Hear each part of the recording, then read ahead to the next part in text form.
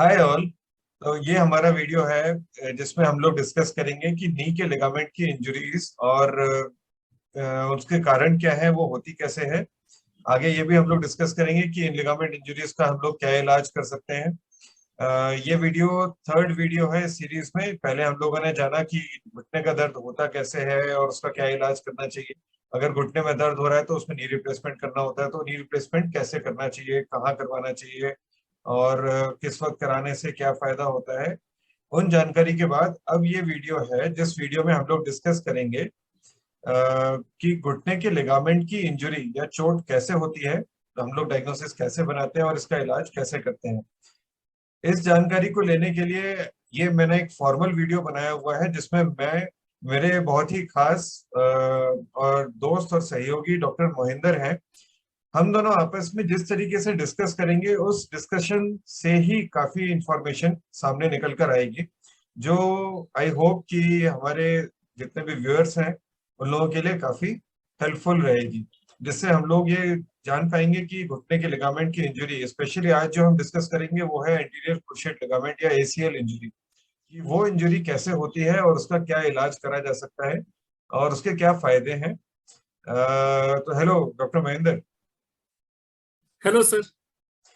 तो यार ये एक इंफॉर्मेटिव वीडियो है अपने जो यस।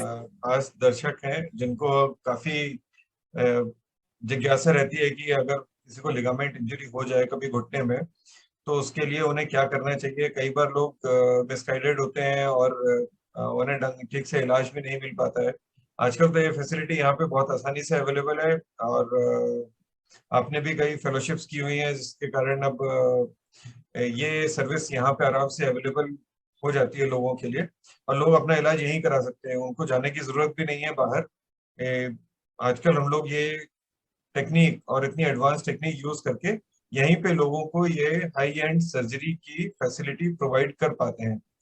तो यस सर। सबसे पहले हम लोगों को ये देखना चाहिए कि ये लिगामेंट इंजरी होती क्या है, एसीएल टीयर क्या है, मतलब इसमें कौन सी ऐसी चीज है जिसमें इंजरी होती है, टूटता है, कैसे टूटता है। तो आपको मतलब can you guide, can you tell us something कि ये कैसे एसीएल इंजरी होती है। एसीएल यानी कि सर एंटीरियर क्रूशिएट लिगामेंट है, जो नी जॉइंट के अंदर के दो लिगामेंट्स में से एक है, जो कि सबसे कॉमनली टूटता है। ये ऊपर की बोन जिसको फीमर कहा जाता है और जो नीचे की बोन टिबिया, दोनों को कनेक्ट करती है।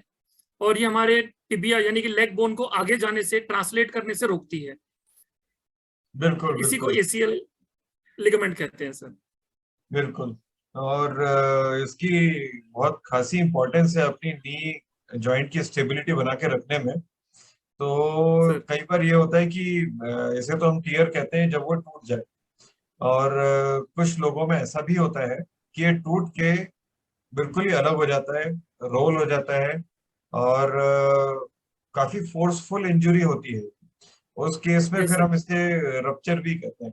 तो टीयर और रप्चर यस। वैसे एक ही चीजें हैं, बस ये है कि रप्चर एक हाई एनर्जी इंजरी है जिसमें फोर्स ज्यादा हो जाते हैं अक्रॉस नी, और टीयर एक moderate to even sometimes in mild forces भी ये हो सकता है एसीएल का टीयर। कहने को माइल्ड फोर्स होते हैं बट एक्चुअली वो फोर्स कंसंट्रेशन हो जाता है नी जॉइंट पे, है ना। तो हाँ उससे जी वो सर। टीयर हो हाँ जी जाता सर। है जिसमें वो नी जॉइंट ब्लॉक हो जाता है, फिर लिगामेंट टूट जाता है। Yes sir. तो ऐसी कौन सी इंजरीज में ये बहुत कॉमनली मिलता है नी एसीएल टीयर। सर सबसे पहले तो रोड ट्रैफिक एक्सीडेंट्स हैं सर, जो हमारे यहाँ पे होते ही रहते हैं सर, पॉपुलेशन ही इतनी है। हमारे यहाँ तो वही। दूसरा sir sports injuries. Yes sir. दूसरा सर बिल्कुल स्पोर्ट्स इंजरीज में से जो सर कॉन्टेक्ट स्पोर्ट्स हैं, जैसे कबड्डी हो गया, खो खो हो गया, बास्केटबॉल, फुटबॉल, सॉकर, हॉकी, जिसमें एक दूसरे के साथ भिड़ना है सर, तो उसमें इंजरी होने का बहुत ज्यादा चांस होता है सर। तो इन्हीं में ही सर ये लिगामेंट इंजर हो जाता है और टीयर हो जाता है सर। हाँ, अगर वेस्टर्न पॉपुलेशन में देखें तो वहाँ स्पोर्ट्स इंजरीज बड़ी कॉमन है, क्योंकि यस वहाँ सर। पे आउटडोर स्पोर्ट्स एक बहुत ही लेजर एक्टिविटी है। Unlike yes sir. हमारे यहाँ जैसे लोग ज्यादा टाइम घर के अंदर बिताते हैं, बाहर लोग काफी ज्यादा इन लेजर एक्टिविटीज में रहते हैं तो उनकी उसमें इंजरी होती है। हमारे यहाँ मोस्ट कॉमनली ये रोड ट्रैफिक एक्सीडेंट, हम लोग ये सिंपल फ्रैक्चर भी देखते हैं टिबिया के या फीमर के, उसमें भी नी जॉइंट में यस लिगामेंट सर। इंजर्ड होता है। होता तो है सर। एक्चुअली अगर हम सपोज ये बिना बोनी इंजरी के हो रहा है तो लोगों को पता कैसे चलेगा कि उनका एसीएल टीयर है, क्या चीज उन्हें पता चलेगी उसमें। सिम्टम्स क्या हो सकते हैं जिससे लोग आइडेंटिफाई कर पाए कि उनको एसीएल लिगामेंट टियर हो गया है, टूट गया है? सर टियर होते ही वहां पे एकदम ही मतलब बहुत ज्यादा स्वेलिंग हो जाती है, और वो अपना जो एक्टिविटी कर रहा होता है वो कर नहीं पाता है, उधर ही बैठ जाता है, he is unable to walk. और उसका जो रेंज ऑफ मोशन है, नी का मूवमेंट है, बिल्कुल ही रुक जाता है सर, वो कर नहीं पाता है, उसको एक्यूट शार्प पेन होती है सर, और बहुत ज्यादा प्रॉब्लम में आ जाता है उसी टाइम पेशेंट। और एक किसी किसी में तो सर इस टाइम मतलब जब ये टीयर होता है तो एक लाउड पॉप करके आवाज भी आ सकती है। स्पेशली रप्चर केसेस में, जिसमें रप्चर होता है हाई एनर्जी इंजरी से, तो उसमें तो जी सर, पॉप हाई हो एनर्जी जाता है। में, यस सर। तो ये जो स्वेलिंग होती है, यूजुअली ब्लड निकल जाता है जॉइंट के अंदर काफी ज्यादा, क्योंकि जो एसीएल लिगामेंट है उसमें काफी अच्छी वेस्कुलैरिटी होती है। यस तो सर। लिगामेंट जैसे ही टूटता है तो उसके साथ वो खून की नली भी टूट जाती है, जिससे ब्लड काफी लीक हो जाता है जॉइंट में। और ये काफी एक हाँ जी सर। इम्पॉर्टेंट साइन है जिससे लोग आइडेंटिफाई कर सकते हैं कि उनके लिगामेंट में इंजरी हो सकती है इसमें। तो ये टूट यस सर। जाता है। ये तो समझ गए अपन लोग कि टूट गया लिगामेंट। बॉडी में कई सारी चीजें टूटती रहती हैं, हड्डी भी टूटती रहती है, इवन स्किन में भी चोट लग जाती है, एब्रेशन हो जाए या फिर कट हो जाए, तो वो सब तो हील हो जाता है। तो एक बड़ा कॉमन क्वेश्चन होता है लोगों का कि ये ठीक नहीं होगा क्या? सपोज अगर हमने किसी को बोला भी कि आपको एसीएल टीयर हो गया है, तो लोगों का एक बड़ा कॉमन क्वेश्चन होता है कि क्या ये हील नहीं हो सकता, सर या इसमें ऐसा क्या है कि ये हम लोग आगे की जो चीजें बताते हैं तो उसमें एक डाउट हमेशा लोगों के मन में रहता है कि ये तो अपने आप ठीक हो जाना चाहिए, जैसे टूट गई बाकी चीजें टूट जाती है, ये भी हील हो जाना चाहिए। सर, इसमें जब ये बिल्कुल एंड्स जैसे ये ऊपर फीमर या नीचे टिबिया के साथ है, वहां से अगर बोन के साथ उखड़ जाए तो इसको वापस से बिठा के तो हील करने का चांस होता है। बट सर अगर बीच में से ही टूट जाए पूरा लिगामेंट जो एक फाइबर है, तो सर फिर उसकी वेस्कुलरिटी डिसरप्ट हो जाती है, तो वो धीरे धीरे करके 1 या 2 साल में पूरी तरह से अब्जॉर्ब हो जाता है और दिखता भी नहीं है कि अंदर है। तो उन इन केसेस में जब टीयर ही हो जाए सर, तो फिर तो उसको नहीं हो सकता सर वो रिपेयर किसी भी तरीके से। हाँ, उसकी वो जो खून की नलियां आती हैं हड्डी से ही आती है, तो सर अंदर उसकी खुद की खून की नली कुछ स्पेशल होती नहीं है, तो वो हील नहीं हो पाता अगर मिड सब्सटेंस टीयर, जैसे हम लोग कॉमनली मिड ठीक सब्सटेंस, है, यस। जबकि हाँ जी सर। वो करने वाला हो जाता है। अब ये तो हो गई एक्यूट इंजरी, मतलब अभी हुई है, चोट लगी है, तो हम समझ गए कैसे पता चलेगा हमें कि लिगामेंट टूटा होगा और वो ठीक नहीं हो सकता या हील नहीं हो सकता, वो भी समझ आ गया। कई बार ये जो एक्यूट एपिसोड होता है वो हीट ऑफ इंजरी में लोगों को पता ही नहीं चलता है। लोग बाकी चीजें देखते रहते हैं, कई लोग तो अपनी गाड़ियां ही देखते रहते हैं, मेरी गाड़ी की क्या खराबी हो गई, उसमें क्या क्या क्या टूट फूट हो गई, वो लोग उसी को ठीक कराते रह जाते हैं और अपने घुटने हाँ को जी भूल सर। जाते हैं। उतने में उन चीजों को मैनेज करते करते उनको अपना घुटना क्योंकि भूल गए होते हैं, 5-6 दिन 7 दिन 10 दिन बाद वो थोड़ी सूजन भी कम हो जाती है, पता भी नहीं चलता बाद में। तो हाँ जी ऐसे सर। लोगों को जिनको एक्यूट इंजरी से टाइड ओवर कर चुके हैं, वो कुछ सूजन के लिए आइस लगा ली, दवाई खा ली, कई सारी दवाइयां यस आजकल सर। हमारे यहाँ तो ऐसे ही मिल जाती है मेडिकल शॉप पे। तो जब ये हो जाता है तो उसके बाद, जिसे हम क्रॉनिक एसीएल टीयर कहते हैं, मतलब टीयर हो गया लेकिन उस वक्त आदमी उस पर ध्यान नहीं दे पाया और उसका कोई इलाज नहीं ले सर पाया, तो ऐसे ऐसे सिम्टम उसमें क्या होते हैं, उसमें कैसे आइडेंटिफाई करेगा आदमी कि उसको एसीएल टीयर होगा, जिसके लिए वो डॉक्टर के पास जाए देखने के लिए, पता करने के लिए कि उसको रियली इंजरी हो सकती है कोई। सर इस केसेस में इंस्टेबिलिटी होती है सर पेशेंट को, मतलब जब भी वो कभी रनिंग या कुछ भी स्पोर्ट्स एक्टिविटीज या कुछ भी ऐसी एक्सरसाइज करेगा जिसमें उसको भागना दौड़ना है, तो उसका नी बकल करेगा, मतलब फिर से वो इस तरीके से एक मरोड़ी खाएगा और ऐसा लगेगा कि बाहर आ गया है उसका जॉइंट, तो वो ऐसे हाँ, अनस्टेबल सा फील करेगा अपने नी को। Exactly exactly। और ये चीजें स्पेशली तब ज्यादा होती हैं जहाँ पे घुटने पे सबसे ज्यादा स्ट्रेस पड़ रहा हो, जैसे सीढ़ियाँ उतरना चढ़ना, या फिर अनइवन यस सर। सरफेस पे जहाँ पे घुटने को बहुत स्टेबल होने की जरूरत है, तो वहां जी सर। पे उसको पेशेंट को अपना घुटना लगेगा कि गिव वे कर रहा है, मैं गिर सकता हूँ, गिरने का डर हो जाता है। हाँ जी सर। तो ऐसी अगर हाँ जी सर। इंस्टेबिलिटी वाली फीलिंग है तो काफी चांस है कि एसीएल में इंजरी है और टूटा हुआ है वो है, यस इससे। सर। तो फिर ऐसे लोग क्या चल सकते हैं अगर एसीएल टूटा हुआ है, उसे लग रहा है कि वो गिर भी सकता है, तो क्या उन्हें ऐसे हमें चलने से मना कर देना चाहिए, या मतलब वो आदमी, यूजुअली लोग ये सोचते हैं कि अगर कुछ टूट गया है बॉडी में तो चल फिर पाना पॉसिबल ही नहीं है, तो क्या ऐसा एसीएल टीयर वाला आदमी चल लेता है? सर एक्यूट केस जिसको अभी अभी लगी हो उसको तो थोड़े दिन चलने में इश्यूज होंगे, पर सर जिसको क्रॉनिक हो गया है वो तो सर नॉर्मली ही चलेगा, उसको तो कोई इशू नहीं, ऐसा लगेगा ही नहीं कि कुछ हुआ भी है। बट जैसे ही वो अपनी रनिंग या कुछ वैसी एक्सरसाइज करेगा तो वो वैसा नहीं कर पाएगा सर, पर वॉकिंग में तो सर कुछ खास इश्यूज नहीं होंगे सर। हाँ, एग्जैक्टली वही ना, जो एक्यूट इंजरी होती है उसमें तो क्योंकि सिर्फ लिगामेंट ही नहीं, बोन में भी इंजरी होती है, तो बोन कंट्यूजन यस और सर। थोड़ी अंदर जो झिल्ली होती है साइनोवियम में स्वेलिंग हो जाती है, तो नहीं चल पाता, उस वक्त पेन हो रहा होता है, तो लोग खुद ही चलते भी हैं तो लिम्प कर रहे होते हैं, जो 3 हफ्ते से यस इवन सर। 1.5 महीने 2 महीने तक भी रह सकता है। लेकिन जो क्रॉनिक सर। एसीएल इंस्टेबिलिटी होती है उसमें तो सर। आदमी नॉर्मल चलता ही रहता है, बस वो जहाँ पे स्ट्रेसफुल एक्टिविटी होती है चलने में, वहां पे नी पकड़ कर रहा होता है।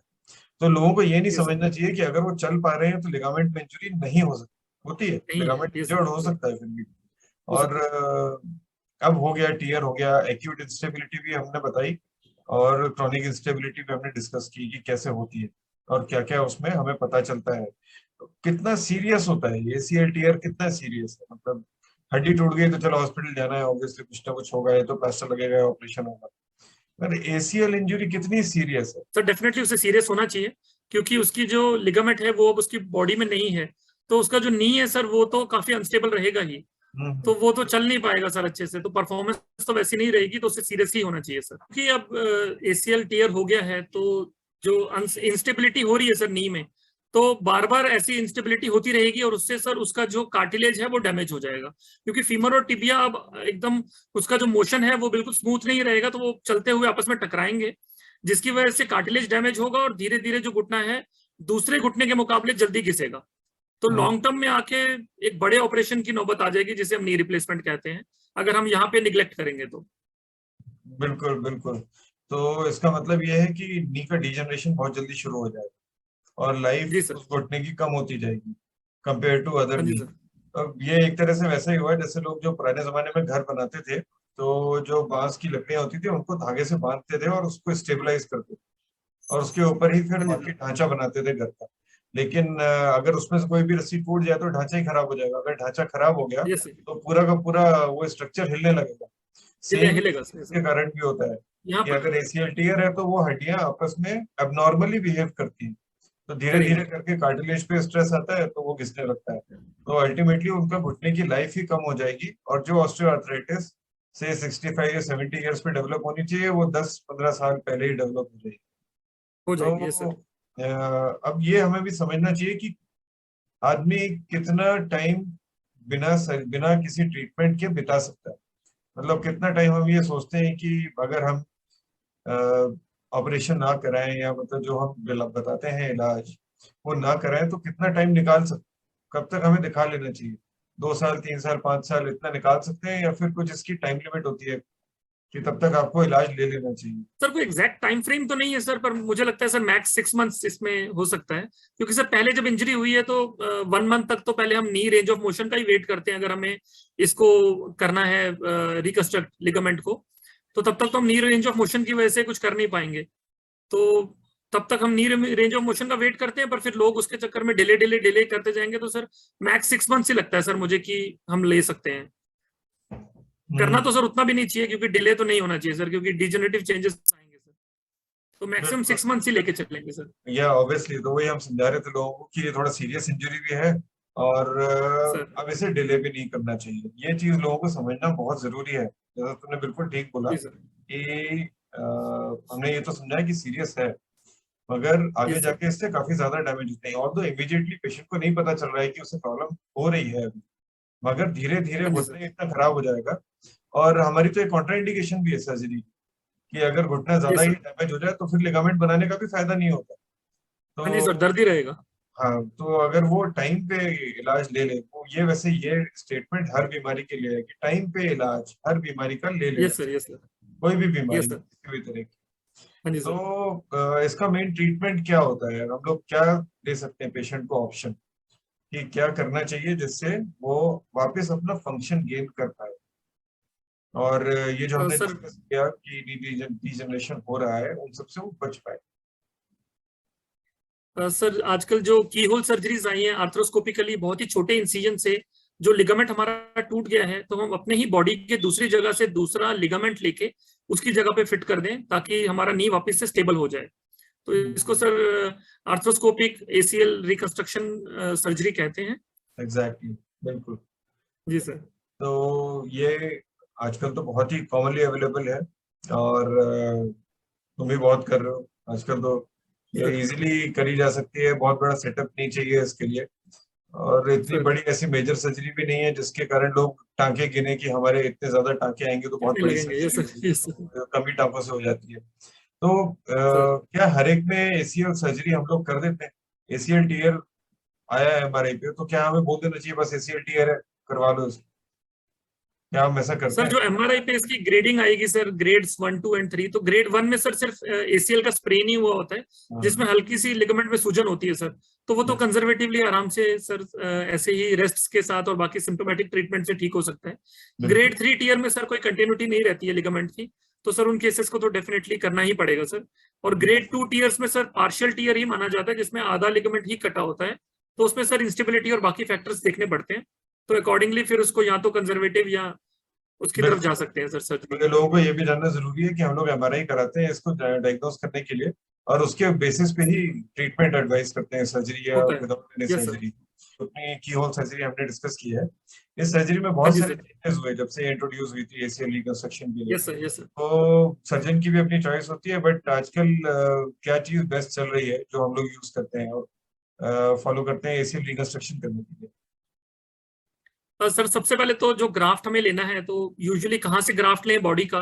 क्योंकि सर अगर अपनी बॉडी से ग्राफ्ट लेते हैं तो उसका 100% एक्सेप्टेंस होता है। जैसे हैमस्ट्रिंग ग्राफ्ट बहुत ही रेडिली अवेलेबल है, हमें उसी नी से निकाल लेते हैं। हम्म, दूसरा बोन पेटलर बोन वाला टेंडन वाला भी है, बट सर हैमस्ट्रिंग सबसे अच्छा लगता है कि वो सभी की नंबर 1 चॉइस वही रहती है सर। तो हाँ, वो सर यूज किया जा सकता है। तो इंडिया में तो हमारे पास एलोग्राफ्ट की फैसिलिटी है नहीं, नहीं तो बाहर तो नहीं है सर। ये जो ग्राफ्ट लिया जाता है डेड बॉडी से, इवन वो भी यूज कर लेते हैं वो लोग। तो कितना टाइम लगता है सर्जरी में? लोग ये पूछते हैं डॉक्टर साहब कितनी बड़ी सर्जरी, कितना टाइम लगेगा? तो बड़ी सर्जरी नहीं है, बहुत बड़ी नहीं है, ऑल्दो मेजर में काउंट होती है, बट आजकल इसको टेक्निकली सिंपल कर दिया गया है बाय यूजिंग आर्थ्रोस्कोप। सर तो वो सिंपलर सर्जरी यस बन सर। गई है। बट फिर भी लोग ये पूछते हैं कितनी देर लगेगी, क्योंकि लोग यहाँ से टांके कितने लगेंगे और कितनी देर का यस सर। ऑपरेशन है उससे ही यस देखते सर, हैं यस सर। कितनी बड़ी है। सर तो यूजुअली इसमें कितना टाइम लग जाता है एसीएल सर्जरी में? सर 1-1.5 घंटा लेके चलना चाहिए सर, 1-1.5 घंटे में तो खत्म हो जाती है सर। खत्म हो जाती है, बिल्कुल इतना टाइम। Maximum sir. एक्सपीरियंस आजकल तो टाइम भी कम होता जा रहा है हम लोगों का, क्योंकि यस सर, पर मैक्सिमम ही अगर सर। प्रोफेशनल धीरे धीरे जैसे होते जा रहे हैं, तो यूजुअली 1 आवर सर के आसपास खत्म हो जाती है। हो जानी और चाहिए, यस सर। यस, कितना पेन होता है आदमी, क्योंकि वो भी एक बहुत डरावनी चीज होती है, लोगों को लगता है ऑपरेशन होगा बहुत दर्द होगा मेरे को फिर उसके बाद। तो यस कितना सर, यस पेन सर। रहता है इस सर्जरी के बाद? सर फर्स्ट डे तो थोड़ा सा पेन होता है सर, पर उसको भी कंट्रोल किया जा सकता है सर अपने पेन किलर से, और जो ब्लॉक दिया जाता है सर लेग्स में ताकि पेन ना हो। उसके बाद तो सर धीरे धीरे सब कुछ कम हो जाता है, और फिजियोथेरेपी करता जाता है आदमी तो कॉन्फिडेंस गेन करता है। तो सर बिल्कुल पेन बहुत ही माइन्यूट हो जाता है सर। बिल्कुल बिल्कुल, आजकल बहुत सारे तरीके हैं ब्लॉक्स वगैरह देके उसे बहुत कम कर लेते हैं यस हम। सर। और कब चला सकते हैं सर आदमी सर्जरी के बाद? क्योंकि वो भी है, वो भी एक पैरामीटर है जिससे लोग नापते सर हैं कि सर सर्जरी को यस ऑपरेशन सर, हो यस गया सर। तो फिर बिस्तर पे लेटा रहना पड़ेगा। तो मतलब कितनी देर सर रेस्ट चाहिए कि जिससे हम बोलें कि सर्जरी बड़ी है या नहीं है? तो कितना बेड रेस्ट चाहिए होता है एसीएल सर्जरी के बाद? सर सिर्फ उसी दिन का ही रेस्ट होता है, अगले दिन से पेशेंट अपने टोज पे आ जाता है सर, बस चलना शुरू हो जाता है नेक्स्ट डे से ही सर। और ये भी इसका फायदा हो गया है आजकल। ये पहले जो सर ओपन करके करते थे उसमें तो ऑब्वियसली हम लोग इमीडिएटली नहीं चला पाते थे, और नी बेंडिंग भी हाँ जी थोड़ा सर, हाँ जी सर। लेट हो जाती थी, 3 दिन स्लो 4 दिन। होगा, स्लो होगा, लेकिन यस सर। अब जब ये दूरबीन से कीहोल सर्जरी करने लगे हैं आर्थ्रोस्कोपी, तो नेक्स्ट डे ही चल लेता है पेशेंट और घुटना मोड़ना यस शुरू सर, कर यस सर। देता है सब कुछ। और यस सर। पूरा, अगर हम बोले रिटर्न टू वर्क जिसको बोलते हैं, मतलब सॉर्ट ऑफ फंक्शन इतना गेन हो जाए कि 80 to 90% फंक्शन रिकवर हो जाए, इतना टाइम कब, कितने देर में इतना गेन कर लेता है पेशेंट? 80 to 90% फंक्शन, या कहें हम जिसे रिटर्न टू वर्क, काम पे जा सके वो। सर मेनली तो जो हमने एसीएल सर्जरी के बाद प्रोटोकॉल सर फॉलो करना होता है, जो फिजियोथेरेपी प्रोटोकॉल होता है, जिसमें नेक्स्ट डे से ही पेशेंट चलना शुरू हो जाता है, और 1 मंथ तक वो अपना पूरा रेंज ऑफ मोशन भी गेन कर लेता है, पूरा अपना घुटना बेंड करना शुरू हो जाता है। और हम्म, अगर किसी ने बेल्ट भी दी हो तो सर वो बेल्ट भी उतर जाती है। महीने के बाद सर उनको साइकिलिंग शुरू करवाते हैं सर, ताकि उसका क्वाड्रिसेप्स का पावर आ जाए सर। 2 मंथ्स पे जॉगिंग, 3 मंथ्स पे रनिंग, जिससे कहते हैं कि सर 80 to 90% फंक्शन आ गया है। और सर 9 to 12 मंथ्स पे सर सॉकर और बाकी फुटबॉल जो भी ऐसे स्पोर्ट्स खेलने हैं जिनमें कांटेक्ट है, तो वो 9 to 12 मंथ्स पे सर आ जाएंगे। तो सर एग्जैक्टली। यही इसका एक प्रोटोकॉल यूजुअली रहता है सर। या तो इसका मतलब तो सबसे इम्पोर्टेंट ये रहा कि ऑफिस वर्क तो कभी भी ज्वाइन कर सकता है आदमी, ऐसे इवन यस सर। 1 वीक और 10 10 डेज पे ही ज्वाइन कर सकता है ऑफिस वर्क के लिए। अगर बिल्कुल यस सर। एथलीट लेवल का अगर होना है तो उसके लिए टाइम लग जाता है, जिसमें नियरली 4 मंथ्स to 5 मंथ्स लग सकते हैं वो उतना गेन करने सर। के लिए। तो सीढ़ी वगैरह चढ़ सकता है सर्जरी के बाद? हाँ जी सर, फर्स्ट डे से ही सर, फर्स्ट डे से ही। बिल्कुल, तो वो भी एक कोई लिमिटेशन नहीं सर है, तो घर जाना यस है सर, अगर यस सर, ऊपर है फर्स्ट फ्लोर पे या ऐसा है तो वो भी सब इमीडिएटली जा आ सकते जा हैं। सकते हैं।